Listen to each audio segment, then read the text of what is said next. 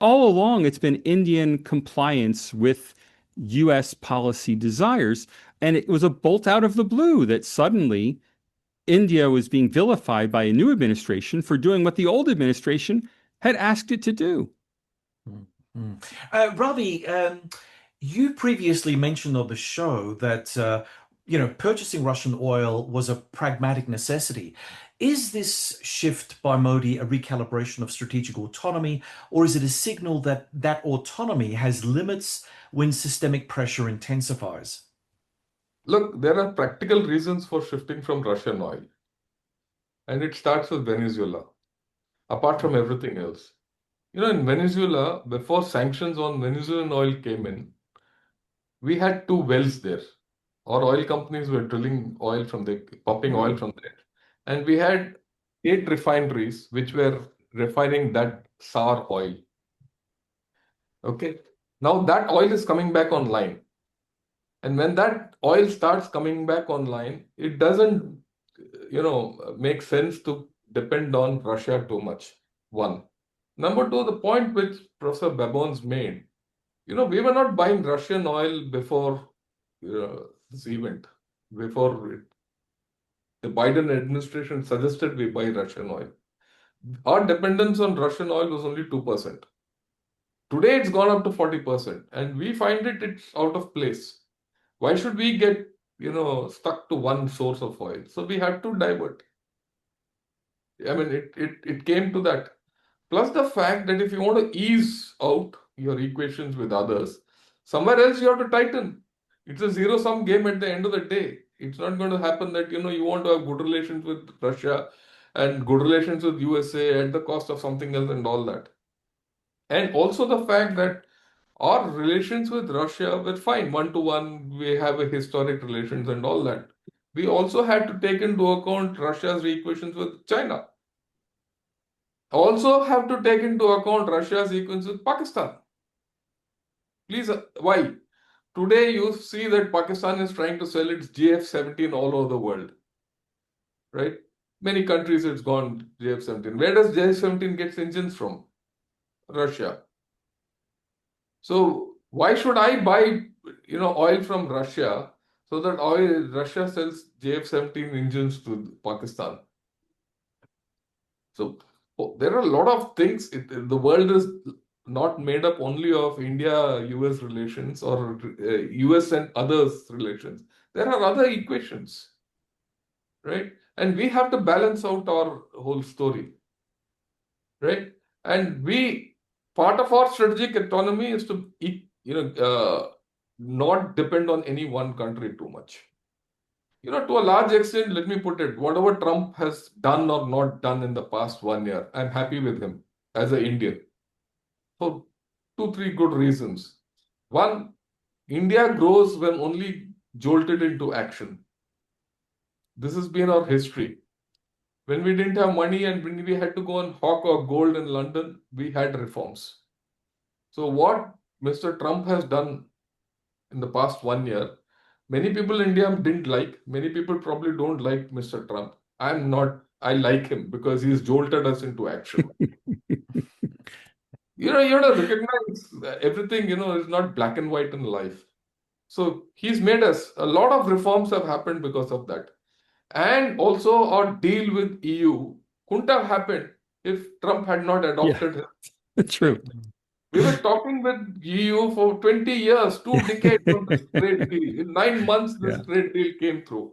What Trump had did to the entire EU and to India helped us go through this, right? And that deal, let me tell you, is deeper than the deal which we're going to have with US. The deal with US will be largely transactional. It is built on an existing, level of trade. But the one with EU is going to be deeper, and it's good for all of us. It's going to be good for the world also. So there are a lot of things I'd like to thank Mr. Trump for. He has chased China out of the Americas, notwithstanding many things. He's put pressure on EU so that EU has come to the state where they say, look, we don't want China, we don't want USA. We want a third way, and the third way they seek in India. And tomorrow, the Brazilian president is coming here. Okay. Uh, so there's a new channel opening up between our Mr. Modi went last year to Brazil on a state visit. There's a new channel happening which we never had earlier. So I mean, everyone must be unhappy about whatever happens in Venezuela. Why did Trump go there? Everything. But I'm very happy. That's a boon of $500 million to us straight away because that was what was locked up there. So I want to put across there are different perspectives than the standard ones which you come across in the West. And nothing is in black and white. We all exist in shades of gray. And let me remind you that Mark Carney also probably owes his prime ministership to Donald Trump. Had Donald Trump not hounded Justin Trudeau out of office and hounded Canada, there probably wouldn't have been the nationalist anti-American reaction in Canada that led to Mark Carney's election. I think they call that the law of unintended consequences. Yeah. Hey, just getting back to one of the last points that Ravi raised, and I think I would have liked to have actually intervened a little earlier on this one because I think it's a really important aspect.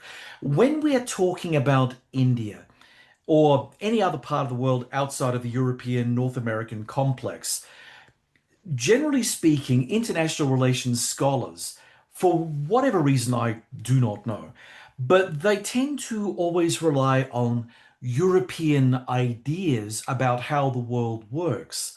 And they're not open to how other peoples confabulate their version of where the world is because there are multiple realities at play here.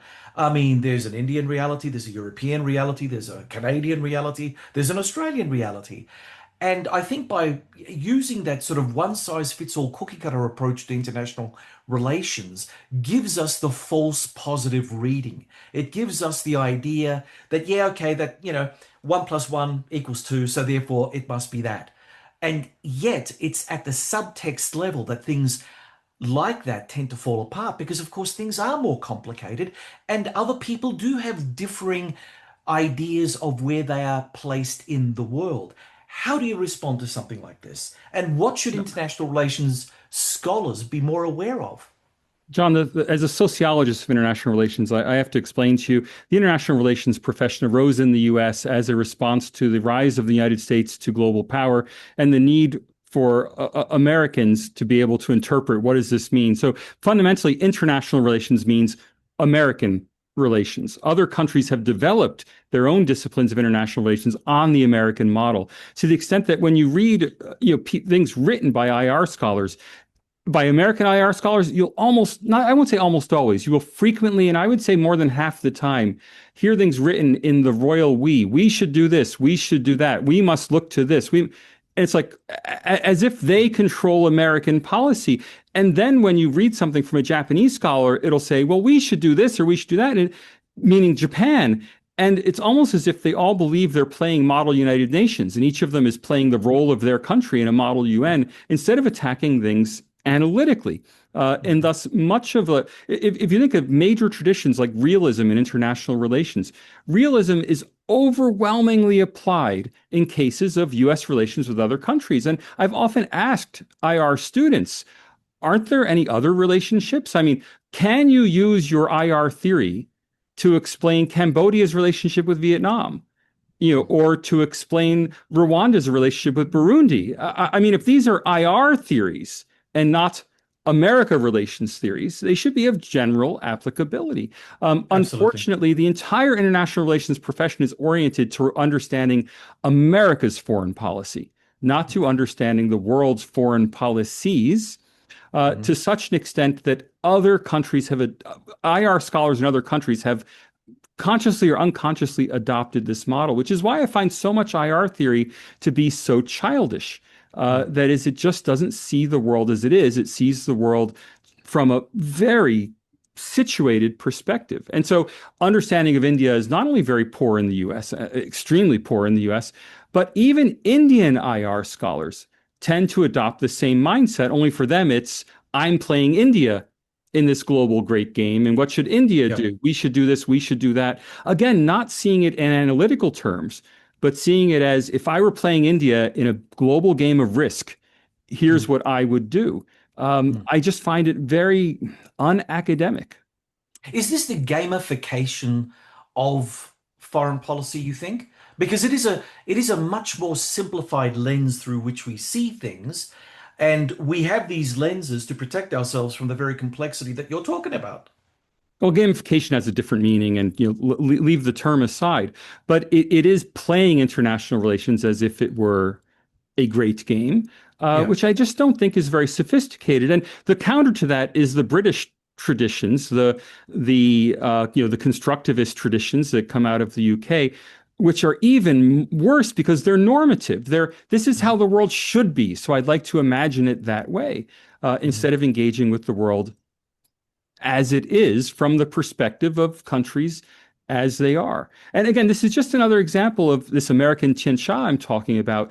The US sets the terms on which things are done. It doesn't necessarily control what will happen, but it sets the terms so that even in non-American countries, even in opposing countries to the US, if you look at Russian IR doctrine or Chinese IR doctrine, it will take American things written by Americans for America and substitute Russia for America and have their own way of looking at it, or substitute India for America and have their own way of looking at it. There's some motion towards, embrace of ancient theories. So in India, Charnaka has become very popular in Russia. In Russia, the Russian Eurasianists have become popular. In China, the Confucianism has become popular. But it's always applied in this broader context of uh, thinking in the same way that Americans think about the world, moving your pieces around the chessboard, when the reality is that most countries have no pieces to move.